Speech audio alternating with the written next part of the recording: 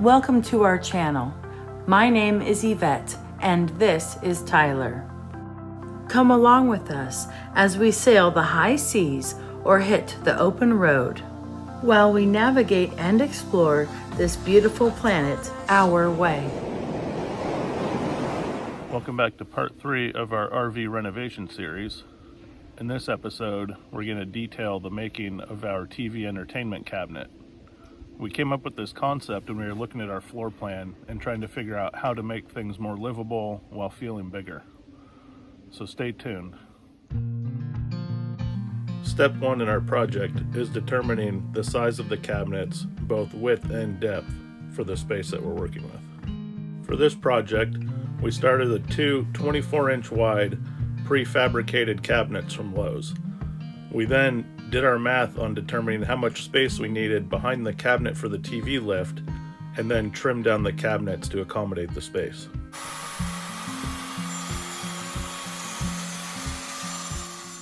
It's also possible to build this console without cutting your cabinets down if your application has the space to accommodate a wider cabinet. In our instance, it didn't.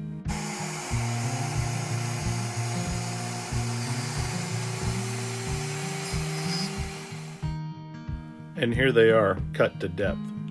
Now, while the inside of the cabinet doesn't allow a lot of space, we are building it more for looks than to store stuff. For our application, we wanted an overall width of 56.5 inches. So we had to come up with something to space it, and we came up with the idea of building a little wine rack / shelving to put things on. We also wanted to incorporate a shoe rack on the door side to give us place to put our shoes when we come in. Since I wear a size 13, we made ours 12 inches deep overall and put the shelves at a slight angle to help accommodate some of the shoe length. If you have smaller feet, you don't have to make one so deep. Once the shoe rack was built, we attached it to the end of the cabinets. As you can see, the shoe rack protrudes into part of that cabinet there, which we weren't too concerned about because we only left enough space to put our stepping stool that helps us get in and out of bed.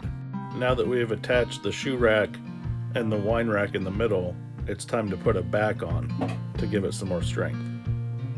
For this, we used a piece of 1/4-inch plywood.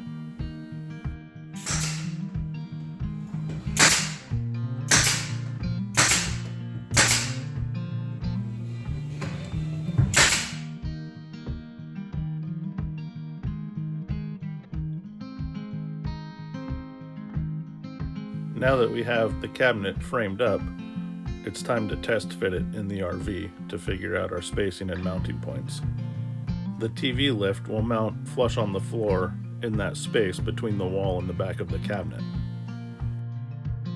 On the opposite end of the shoe rack, we cut a 1/4-inch piece of plywood as trim to fit between the cabinet and the wall.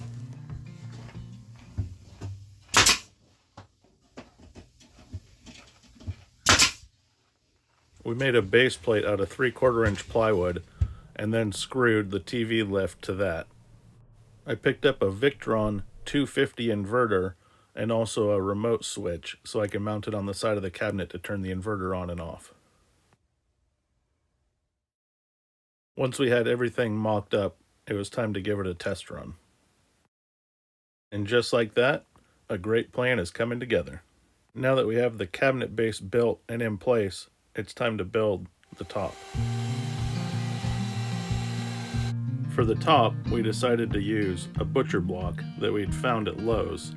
They sell it in different lengths, and for us, we bought a little bit extra so we can make a kitchen table, a countertop, and also a floating console, which you'll see in next week's video.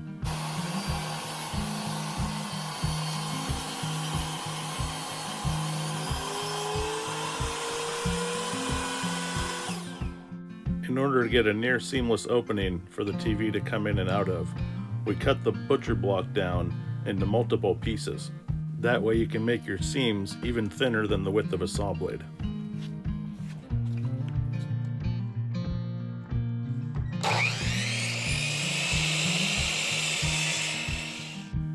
Here you can see the multiple pieces as we do the layout for the flap.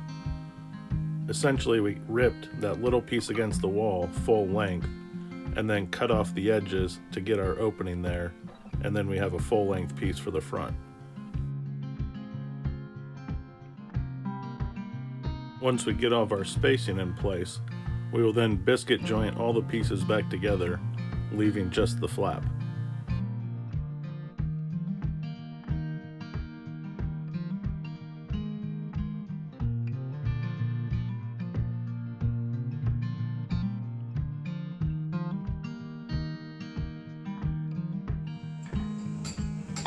We decided to go with hidden hinges instead of a piano style hinge which you would see with the flap closed.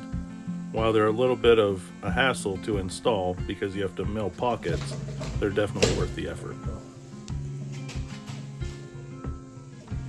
We ended up building a little makeshift jig to make sure our cuts were precise and even on both sides.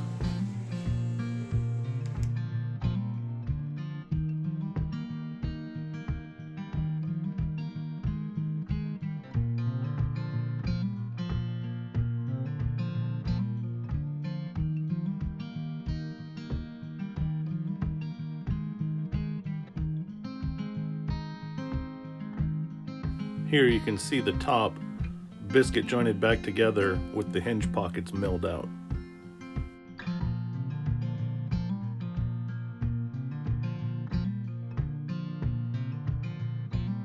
And here is the flap with the hinges installed.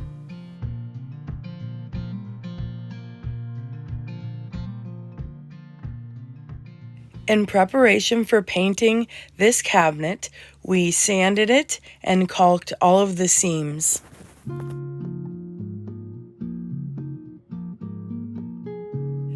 We also had to pick out a stain for the butcher block top.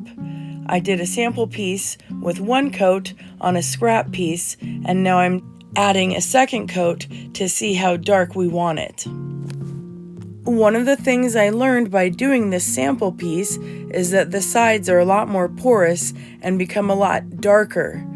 So when I stained the butcher block tops, I did 2 coats, and then I only did 1 coat on the side. Once assembled, we did a finish sanding to get the surface ready for stain. Now that everything is sanded, I went ahead and cleaned all of the wood with mineral spirits to prep the surface and remove all of the dust. One thing we overlooked before assembly was routering the pockets for the hinges, so here I am doing that.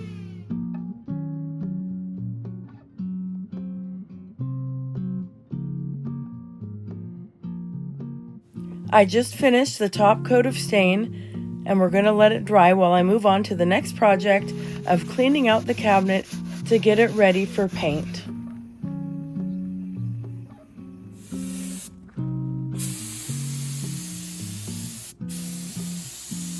We ended up using 1 coat of primer and 2 coats of paint to cover this cabinet.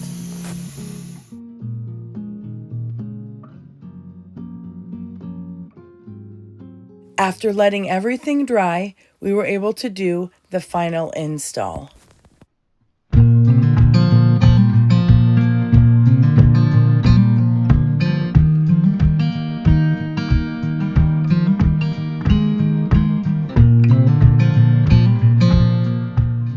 We just couldn't be happier with how well this turned out. There was a lot of thought about functionality and the best use of space, and I think it really paid off. This is more of an ideas video showcasing what we did rather than a step-by-step guide. However, if you do have any questions about the build, please feel free to leave a comment and I'll do my best to answer your questions.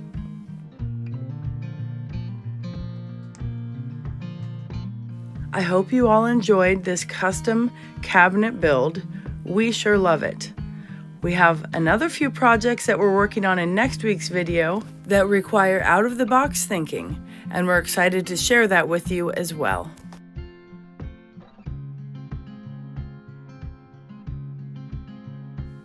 Thank you so much for watching our videos.